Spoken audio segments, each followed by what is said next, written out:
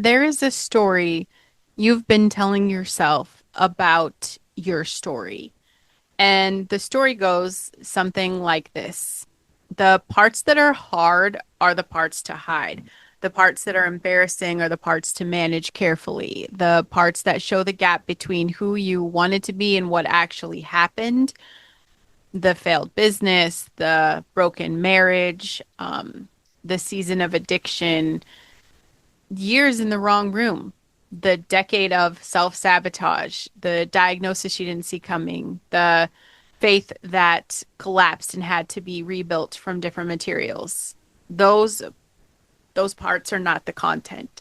Those parts are the cost of admission, the thing you pay before you get to the real story, the shit you get through before you're qualified to say anything.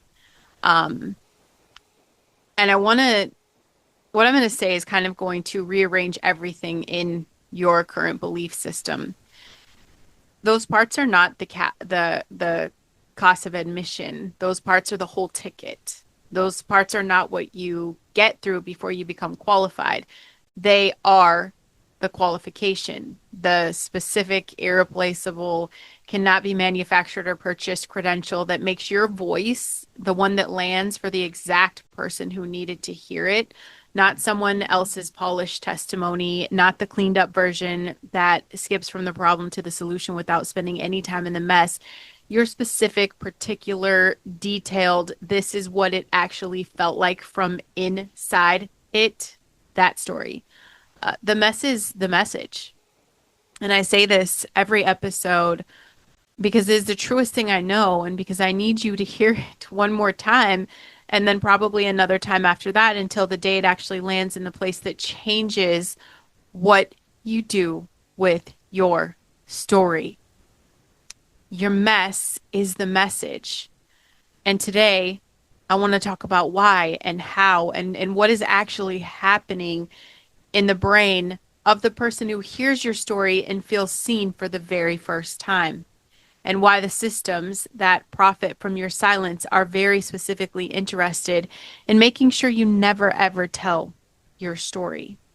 Welcome to the Listen Bitch podcast. Um,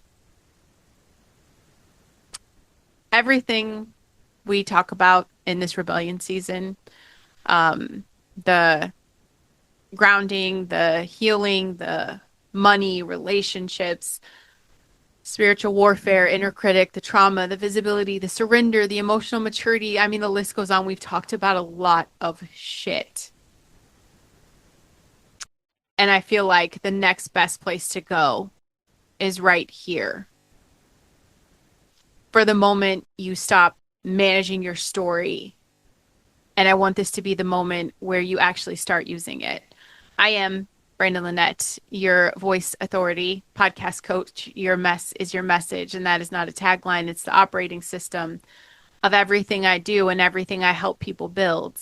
And today I want to show you exactly why it works, what is happening in your brain when it lands, and why the person who tells the true story is always the one who changes the room. Um, Today's episode, you guys, brought to you by Super Patch. If you're watching me on YouTube, you could barely see it. Well, because of my tattoos, but yes, I am rocking. I'm rocking my patches. But today I want to talk about the joy patch. Because if there's any episode where I want you feeling full aliveness of what it means to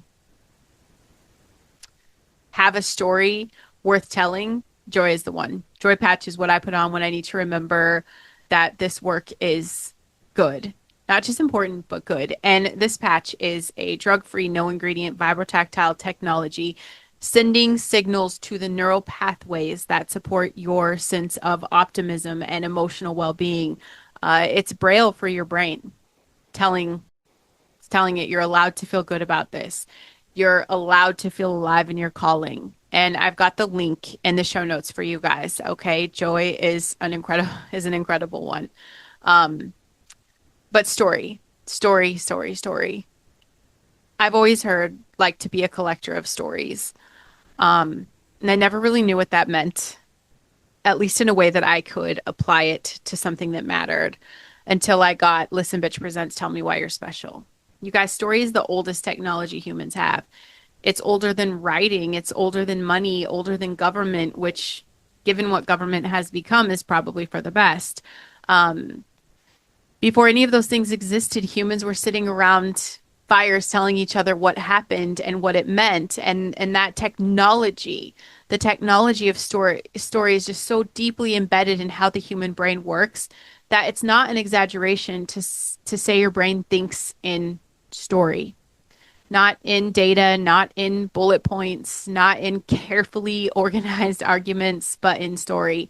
Um, so I want to simplify this a little bit, okay? But this is going to be accurate. There is the analytical system, which processes information in your brain, the logic, the data, the stats, arguments, and then there is this narrative system, which processes experience, character. That's your emotion, it's your consequences, it's your meaning, most communication, most persuasion, most teaching, most preaching, most podcasting all leads with the analytical system. Okay. This is the evidence, and the analytical system processes it and files it, right? Here's the points, here's the information. It gets categorized, it gets added to what you know, but it does not necessarily change what you do because the gap between knowing and doing is not bridged by more information, it's bridged by story. And when you hear a story, a real one told with honesty and genuine emotional texture, something different happens in the brain, something called neural coupling. The brain of the person telling the story and the brain of the person hearing it begin to synchronize. The same neural regions activate in both brains. The listener is not just processing information about an experience, they are neurologically simulating the experience. Their brain is running the story as if it's happening to them. The empathy circuits fire, the memory consolidation systems activated. The emotional processing centers engage. And the result is not just understanding, it's resonance. It's that specific physical, this is landing somewhere kind of feeling that you get when a story just really speaks to you rather than just informs you. And this is why data does not change behavior, but story does. This is why the most effective thing you can do in a conversation, in a speech, in a podcast, or a coaching session, or a Facebook post is not to list your credentials. It's to tell the truth about what happened to you. Because the truth about what happened to you neurologically transports the listener into the experience. And from inside the experience, they do not need to be convinced. They just need to recognize themselves. Recognition is the most powerful force in human communication. And this is the lie that keeps the most powerful stories locked inside the people who were built to tell them. The lie says your story is only worth telling if it has a clean ending. If you made it through, if you figured it out, if you're standing on the other side with the lesson packaged and the resolution landed and the before and after photos are ready to go. The lie says that the story in progress, the one you're still in right now, the one you have not finished moving through, the one where you do not fully know yet what it means or where it ends, that story is not ready. That story is too raw. That story requires more processing before it becomes appropriate for an audience. Y'all, that's not the truth. That is the performance industrial complex protecting its market. Because a person telling a story in a progress is a person who cannot be one-upped by someone else's more polished version of the same narrative. They cannot be replaced by a highlight reel. They are irreplaceable precisely because what they are sharing is happening in real time. And real time cannot be manufactured or optimized or, my favorite, YouTube A/B tested. Okay. The rawest version of your story is really the most powerful version. Not because suffering is content. Okay, you don't get a gold star for that shit. I'm not saying monetize your pain. I am saying that the authenticity that comes from telling what is exactly true rather than what is safely resolved is the thing that neural coupling requires to work. Your brain and my brain sync on truth. They do not sync on performance. And the listener is going to know the difference, even if they can't name it, even if they would never use the word authenticity. Their nervous system just knows. And their nervous system either relaxes into the story or stays slightly guarded against it. Real story produces relaxation. Performed story produces a pleasant but convincing experience. The media structures, okay, the systems that have been running shit, the corporate content machines, the influencer economy, the entire apparatus of personal branding that big tech builds and profits from. All of them have a very specific investment in polished story, in the aspirational narrative, in the transformation arc that goes from problem to solution in a way that makes the viewer feel inspired but not implicated. In the story that says, look how far I've come, rather than here's exactly what it felt like when I was in the middle of all of the shit in the arena, the same thing you're going through right now. Because the story that says, here's exactly what it felt like, is a story that produces solidarity, community, and people looking at each other and saying, you too? I thought I was the only one. And solidarity is the most dangerous thing in the world to a system that profits from your isolation. A person who has found their people, who has heard their story in someone else's voice and recognized that they're not broken, not alone, not uniquely disqualified, that person does not stay compliant. That person starts building things. That person starts asking why they were never told, you know, about the things that are going to help them and why they were, told to be quiet about the real thing that makes them the most useful to the exact people who need them in the moment. Your silence is and always has been very profitable for them. Your story is profitable for the people it was made to reach. So you really have to make a decision today. Who the fuck are you working for? And, I have full versions of stories I've told in pieces throughout the season because pieces are useful, but the whole thing is more useful. Um, Spending 10 years knowing what I was supposed to be doing and not doing it. The fear of success, my glass ceiling, the kids used as a cover for a glass ceiling I built over my own head. But if I go further back, the fear of success did not start with me deciding to be afraid. It started with the story I absorbed before I was old enough to choose whether to believe it. And the story was this: people like us don't get to have that.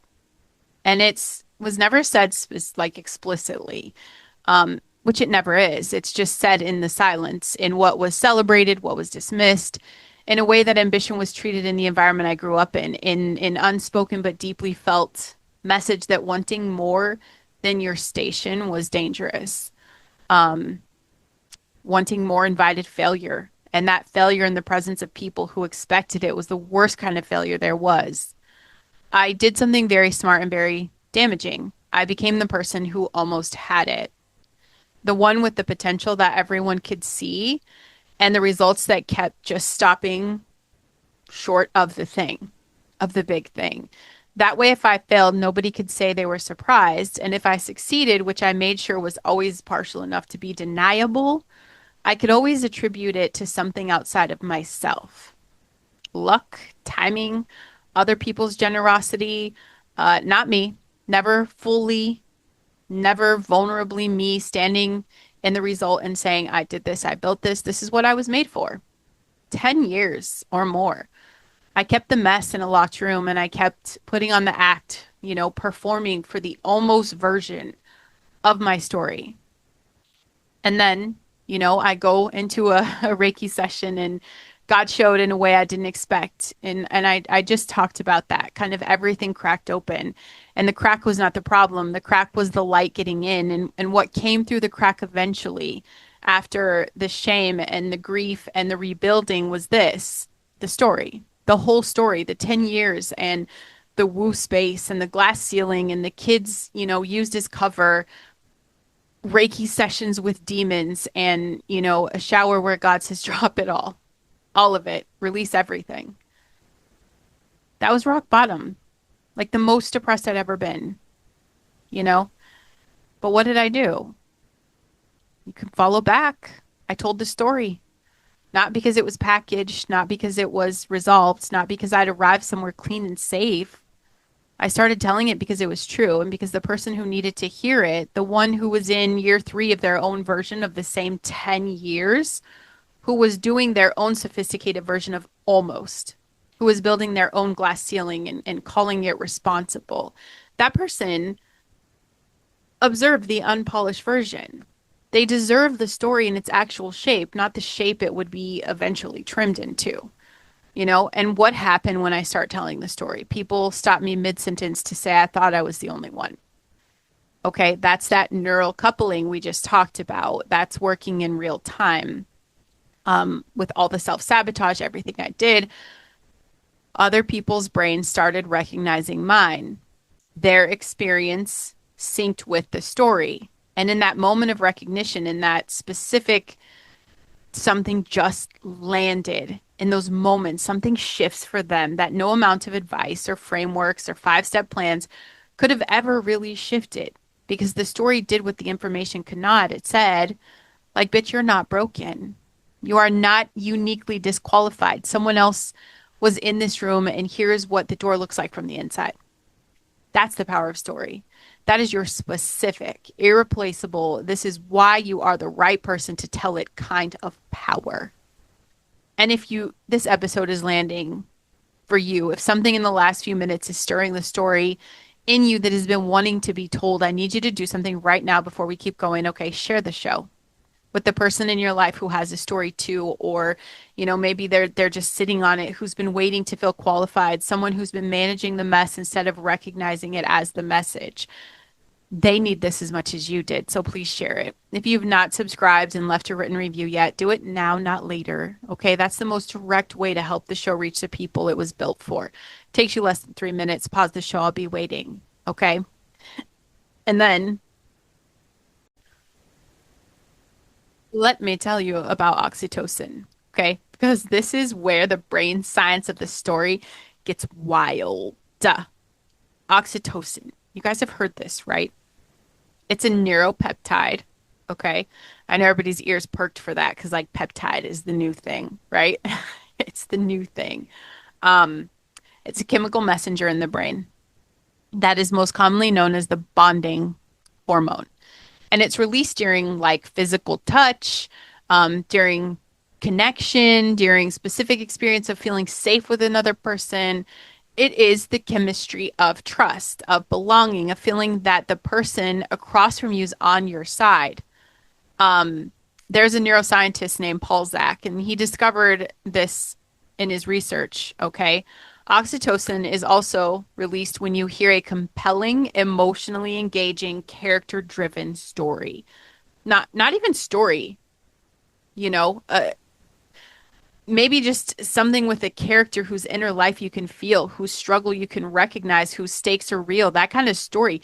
It triggers the oxytocin release in the listener's brain, which means that when you tell your real story, the one with the struggle and the stakes and the inner life, you're literally producing a bonding chemical in the brain of the person hearing it. You are creating the neurochemistry of trust before they've even met you in person, before they have vetted your credentials, okay? Before you know your framework or your methodology or your price point, the story does the chemistry work first. That is why personal story converts better than any sales copy ever written. And it's not because it's manipulative, but because it's fucking honest, because it produces the neural experience of genuine connection. And genuine connection is what humans are biologically rewired to respond to. You are not hacking people with your story. You're giving their brains the specific input they were designed to receive and respond to.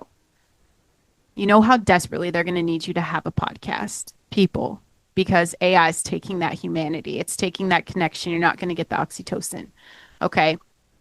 If your brain's like mine and you feel things more deeply, more intensely, we are exquisitely tuned to authenticity. We can detect the gap between what's being said and what's being felt with a precision that is fucking remarkable. Um, we know when a story is bullshit. We know when vulnerability is curated, when the mess has been cleaned up enough to be palatable and nobody's moved by it. And it's not because we're unfeeling, it's because we feel too much to be fooled. So if your brain is like mine, you're running the full emotional frequency of the communication and what you're receiving, it doesn't match what's being sent. But when a story is real, when it's told from inside the actual experience without the management layer, um, those same brains receive it fully. And fully is the operative word. The impact of a true story in a deeply wired brain is not proportional to the effect of telling it. It is disproportionate. It is specific, powerful. This will stay with me for years. Impact that the polished version never produces.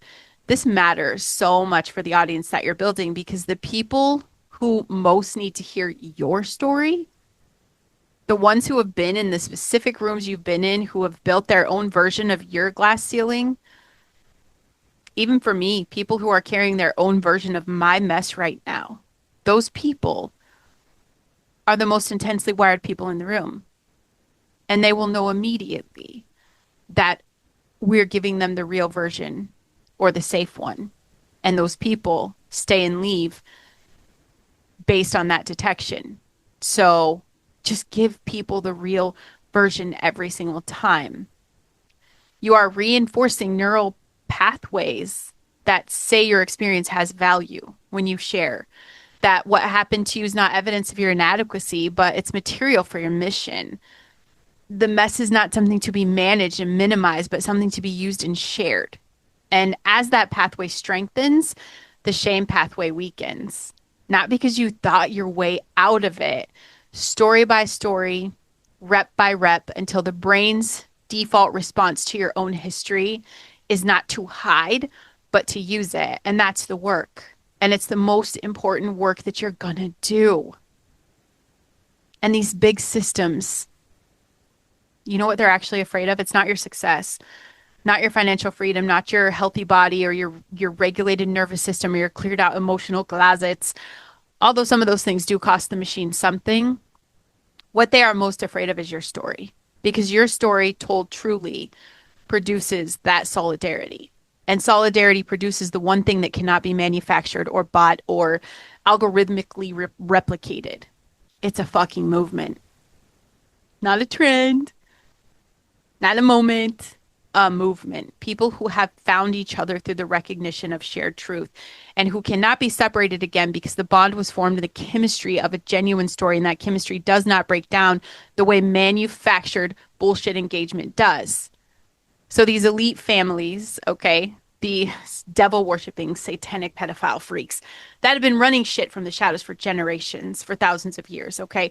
The ones who need this population divided and isolated and too ashamed of their own stories to tell them, they do not fear your polished brand. They have departments for that. They know exactly how to co-opt a polished brand. That's why all these media influencers get paid, because they're the polished brand and they're selling out. They know how to absorb that into the machine, how to make it profitable for the structure, while neutralizing the active threat. But a person with a real story, told without apology, producing that oxytocin level bonding in the people who hear it, who are building community out of shared recognition, that person is genuinely difficult to neutralize. That's the rebellion, bitch. Because you cannot co-opt authentic. You cannot. You can only try to drown it out with more noise. And the noise is getting louder precisely because the authentic is actually getting through. Your story is the signal in the noise, so start telling it louder, okay? Jesus was the most masterful storyteller who ever lived. He did not teach primarily through theology, okay? He taught through story. The prodigal son, the good Samaritan, the lost sheep, the woman with the lost coin, the sower and the seed. He took the most complex spiritual truths in human history and he wrapped them up in characters and stakes and struggle and resolution. And he told them to crowds of people who could not read, who had no theological training, who would never pass a seminary exam. And those stories changed the world. They're still changing it 2,000 years later, and we're still sitting in rooms talking about what those characters felt and what those stories mean and what they're asking of us. He did not start with the doctrine and illustrate with the story. He started with the story and let the truth emerge from inside of it because he understood. He built the brain, after all. He understood that the story goes places the argument cannot follow. That neural coupling happens in the parable before it happens in the proposition. That you do not convince people into the kingdom. You tell them a story, they recognize themselves in it, and you let the recognition do the work. That's the model. not just for preaching, but I mean for podcasting, for coaching, for that specific, particular, irreplaceable thing you were put here to build. Start with the story, the real one, the one that makes you vulnerable and specific and impossible to replace, and then let the truth emerge from inside of it. You have to write the one story you have been not telling. Not to post, not to publish, just to write it in longhand if possible, in all its specific and unmanaged detail. The version that has not been edited to be palatable for the people. The version that includes the parts of you you're not sure you're allowed to include. Write it for yourself first because you cannot tell a story you have not fully faced. And writing it, giving it that specific language, the concrete details, the actual texture of what it felt like from the inside. That is the first act of owning it. And owning is the prerequisite for using it. Second, find the one person you can tell it to. Not everyone, one. The person who is safe enough to hear the unedited version and whose response you can observe and learn from. Come on my show, bitch. Get in the hot seat. You're safe. Because the first time you tell your real story out loud, something's going to happen in you and something will happen in them. And you need to see both. You need to feel what it was like when the chemistry works, when the recognition lands, when someone says, I thought I was the only one. And you understand for the first time in your gut, not just in your head, that the story is the thing. And you need to identify the specific person your story was written for. Not a demographic. I'm saying one person. That specific human being who is in year 3 of your 10 years. Who is in the Reiki session that you were in before that moment, right? Who's building that glass ceiling right now and calling it responsible? Who's in the room with me before God pulled me out of that? People can relate to that. They're out there right now listening to things that are not quite hitting the way your story would. They're waiting, not patiently, but they're waiting. And you're the voice. Step into becoming the voice. Take the mess you have been managing and the story you have been protecting and the voice you've been warming up for 29 years, whatever, however many years, and find it and deploy it because your mess is your message. And I know you've heard me say that 100 times just in this episode alone. I just need you to believe it, not intellectually, but in the place that changes what you do tomorrow, in the neural pathway that your brain has been building every time you've listened to this show and recognize yourself in it. Because that pathway, the one that says my story matters, my voice is needed, my specific combination of wounds in this arena and wisdom and hard-won clarity is irreplaceable. That pathway is real and it's yours and it's waiting for you to move from building it to actually using it. The world does not need a quieter version of your story. It does not need a cleaned up version. It does not need the version that waited until it was safe. It needs the true one, the full one, and the one that's going to cost you something to tell and reaches the person who needed it in a way that no one else could have. Jesus told stories. God wrote one. The whole Bible is a story, arc and all, mess and miracle and everything in between. And you, made in the image of the God who tells the best story ever told, were given a chapter that belongs to you. So tell it with everything you have without apology to the exact person it was written for. You guys know if the show landed where it was supposed to. Like the show, subscribe, leave a written review. Takes less than 3 minutes. Don't be selfish. It's the smallest possible act of someone who just had something click or knows it could click for someone else. Make sure you get resourced at brandenlanette.com, and you guys get my joy patches from the super patch link in the notes, because the person who is about to step into the full use of their story deserves a nervous system lit up with joy that was always supposed to accompany this work. Okay. Get resourced, check the show notes. Okay. If you need to share your story, please come to me to do that. That's like my favorite thing to do. Am I going to put you in the hot seat? Absolutely. But what's the truth? Your message, your message. Now go tell it.